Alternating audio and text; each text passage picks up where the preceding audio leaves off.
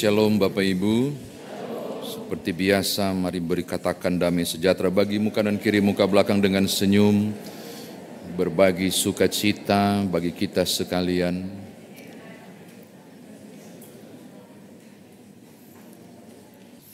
Ini jam berapa? 9:30. Pukul 3 dini hari diperkirakan Tuhan Yesus ditangkap setelah berdoa di Taman Getsemani. Pasca Last Supper tengah malam yang berakhir mungkin di tengah malam. Percakapan dengan para murid, proses pembasuhan kaki dan seterusnya itu.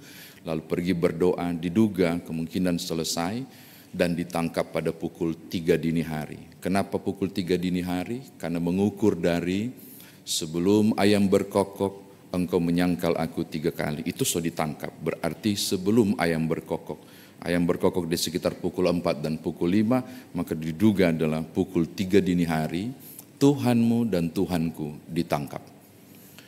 Kapankah Yesus naik di kayu salib dan tersalib? Markus 15 ayat 25 bilang pada pukul 9 pagi. Itu berarti antara pukul 3 ke pukul 9 ada 6 jam. 6 jam pertama, saya sebut biasa 6 jam tanah. 6 jam tanah adalah 6 jam Yesus didera dan dianiaya.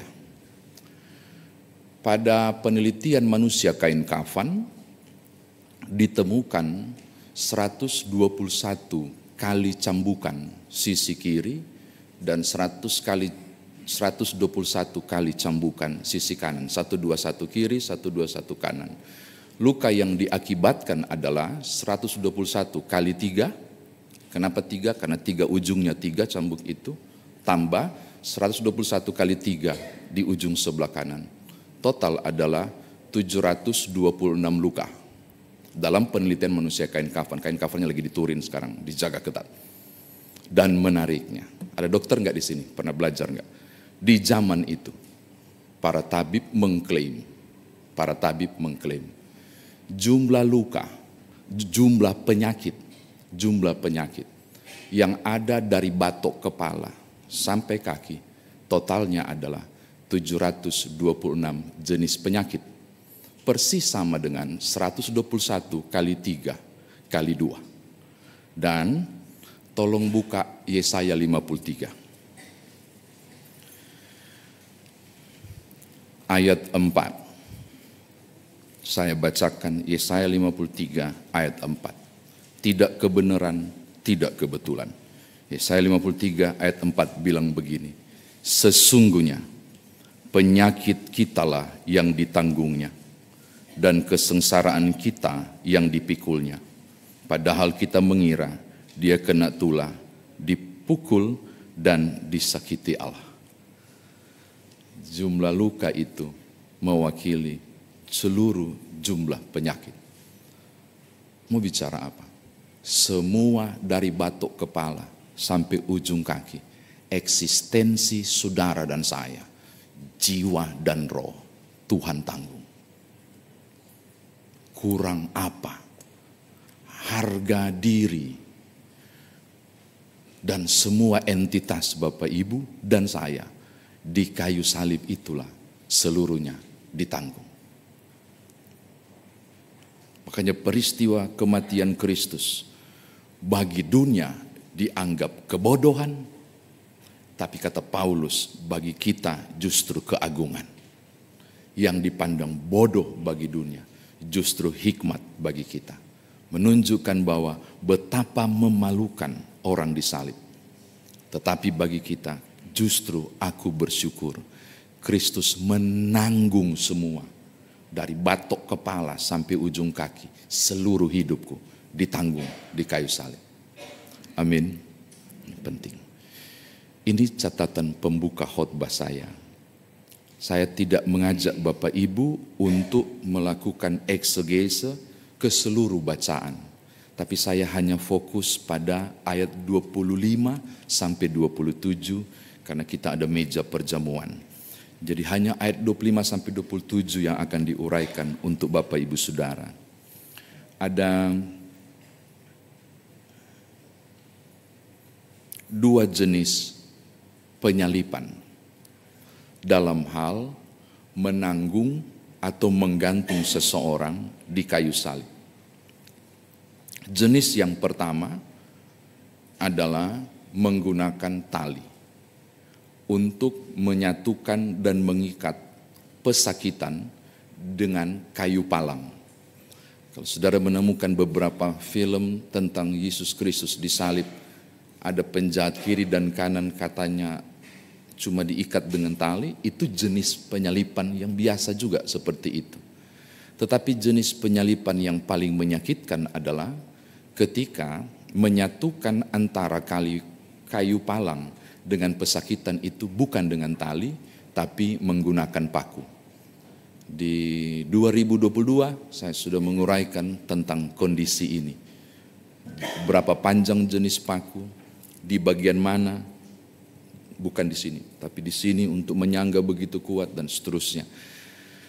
Lalu ini dia Bapak Ibu, umumnya orang yang disalib tidak akan berdiam diri. Mereka akan berteriak, mereka akan memaki, mereka akan menghujat dan mengatakan saya tidak layak disalib, saya benar kali, dan itu akan terjadi sampai dia mati lemas. Dia akan bereaksi melawan apapun dan tidak akan berkata-kata apapun. Jadi kalau The Passion of Christ, Mel Gibson menggambarkan ada salah satu yang teriak-teriak menjahat itu, lalu kemudian dipatok sama gagak itu, mau menunjukkan itu reaksi alamiah. Ketika orang disalib dia akan berteriak-teriak cari pembelaan diri, berteriak kesakitan seterusnya. Tetapi kalau saudara membaca kisah Matius sampai Yohanes, saudara akan menemukan bahwa Tuhanmu dan Tuhanku tidak melakukan teriakan apapun penghujatan, tetapi justru melakukan perkataan-perkataan yang luar biasa di atas kayu salib. Ini anak-anak CD baru pasti sudah hafal 7 kata salib, atau sudah lupa? Ya Bapa, ampunilah mereka, karena mereka tidak tahu apa yang mereka perbuat. Aku berkata kepadamu, sesungguhnya hari ini juga engkau telah bersama-sama dengan aku di Firdaus. Yang ketiga, ibu, inilah anakmu, inilah ibumu, yang hari ini kita baca. Baru Eli, Eli, lama sabaktani, Allahku, Allahku, mengapa engkau meninggalkan aku? Lalu aku haus, sudah selesai. Kemudian, ya Bapa, ke dalam tanganmu kuserahkan nyawaku. Biyadika afikrohul. Into your hands I commit my spirit. Itu 7 kata salib yang diucapkan tanpa teriakan, tanpa hujatan, tapi penuh kewibawaan. Lalu berikut, umumnya disalib itu situasi terkutuk, memalukan dan menghinakan. Maka tidak ada seorang pun, famili atau keluarga terdekat yang mau bersedia berada di sekitar kayu palang. Karena mereka akan terhisap sebagai orang yang memalukan, begitu hina di hadapan banyak orang. Karena umumnya yang disalib adalah para penjahat gila, para penjahat yang memang sangat jahat. Maka kalau ada yang disalib, keluarganya pasti menghilang. Yang ada di kerumunan itu adalah orang-orang yang tidak ada hubungan darah sama kalian, tidak kenal, yang begitu bangga menyaksikan proses penyalipan itu. Itu mestinya, kalau saudara tolong bayangkan, itu yang harusnya terjadi. Seorang penjahat pasti akan ditinggalkan. Menarik perhatian saya, tolong lihat bacaan kita. Saudara akan menemukan bahwa ternyata Yesus tidak ditinggalkan. Ada beberapa orang, tepatnya 5 orang yang berada di sekitar kayu palang, yang menurut saya itu tidak sesuai tradisi. Mestinya Yesus Kristus ditinggalkan merana sendiri, karena siapapun yang berdiri di situ akan terhisap sebagai orang durjana yang hina, yang sedang tergantung. Kita menemukan Maria ibu Yesus ternyata ada di situ. Saudara ibu Yesus bernama Salome, ibu dari Yakobus dan Yohanes yang minta anaknya supaya ada di sebelah kanan itu. Lalu ada Maria istri Klopas, saya tidak punya referensi tentang Maria istri Klopas. Lalu ada Maria Magdalena yang disembuhkan Yesus karena kerasukan 7 setan atau 7 roh. Lalu ada murid yang amat dikasihi. Siapa dia? Yohanes yang menulis Injil ini. Di situ mereka siap terhisap di situ. Pertanyaan saya, di mana Lazarus yang dibangkitkan? Di mana Petrus yang 3 tahun sama-sama dengan Tuhan Yesus? Di mana murid yang lain? Yang mestinya ada juga merana di situ mendampingi Yesus. Mereka tidak ingin terhisap pada lingkaran penghujatan. Tidak ingin terhisap pada lingkaran penjahat yang dihinakan. Di mana tokoh-tokoh Alkitab yang lain? Ketika Kristus disalib, tidak ada. Hilang. Yohanes cuma menyaksikan 5 orang yang benar-benar tepat di kaki. Di kerumunan beda ya, di kaki. 5 orang. Ada yang menyebut, ya karena ada hubungan darah. Ada yang menyebut, ya karena ada kedekatan yang spesial. Kurang spesial apa kedekatan dengan Petrus? Kurang spesial apa kedekatan dengan Lazarus? Ada yang menyebut tentang mungkin karena hal yang lain. Apa alasan yang lain? Saya cuma menemukan satu hal. Kasih mereka menutupi segala rasa malu dan aib itu. Sehingga bertahan di situ pada proses penyaliban Yesus. Maka di balik kehinaan penyaliban ada kasih Tuhan yang luar biasa. Ketika ia tersiksa, dia masih bilang begini, "Ibu, inilah anakmu." Nunjuk Yohanes. Dan mengatakan kepada Yohanes, "Yohanes, inilah ibumu." Seakan mau bilang begini, "Aku titip ya. Dan biarlah dia jadi ibu untuk kalian semua." Reaksi Yohanes adalah kasih yang meluap. Saat itu juga, setelah proses penyaliban, dia bawa mamanya Yesus, Maria, untuk dia urus. Di balik kehinaan salib, kasih itu mengalir luar biasa pada 5 orang itu. Karena 5 orang itu mampu menutupi rasa malu dan aib dengan kasih yang meluap memandang Kristus. Bagi saya, kisah ini keren. Tentang tanpa pamrih, tanpa rasa malu untuk mengasihi Tuhan. Demikian firman Tuhan ditafsirkan bagi kita.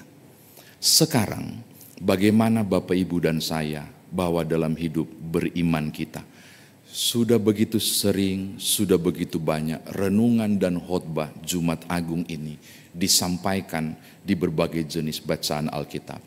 Saya tidak mau mengulang, tapi menekankan 2 hal penting ini.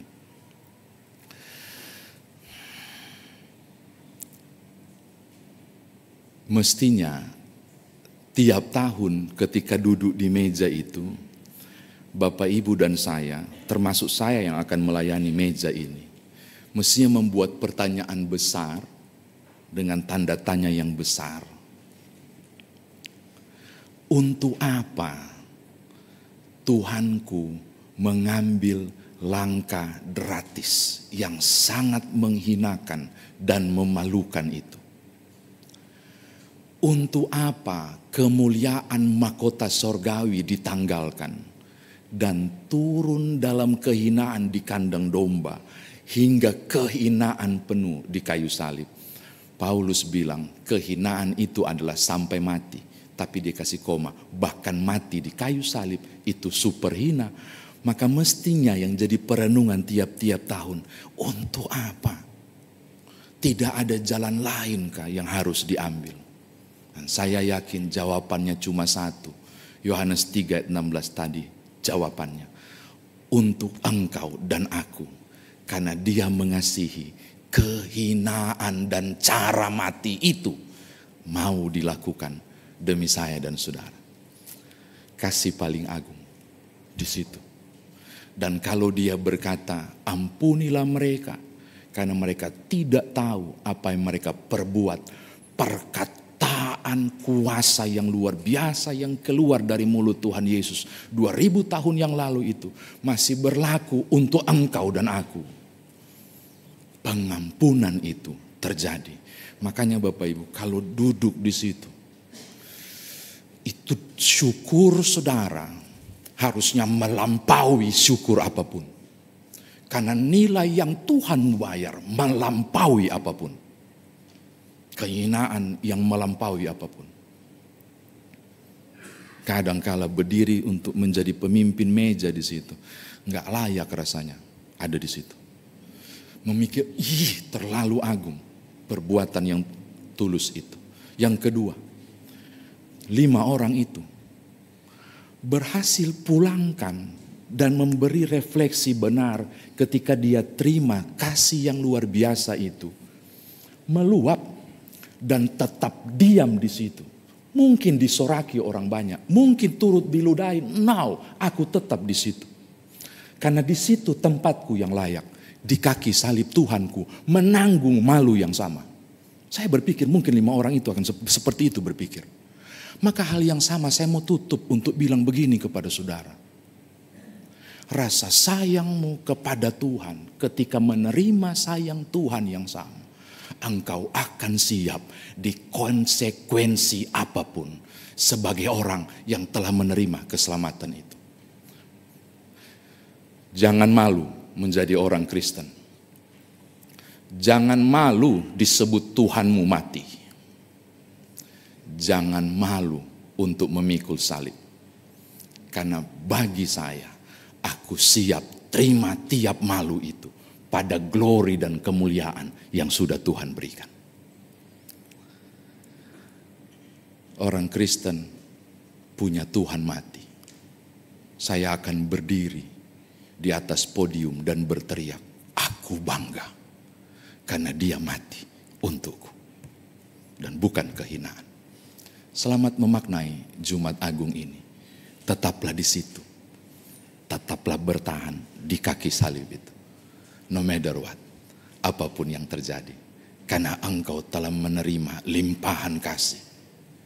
Tiap hinaan, ketidaknyamanan dan apapun mampu engkau tanggung.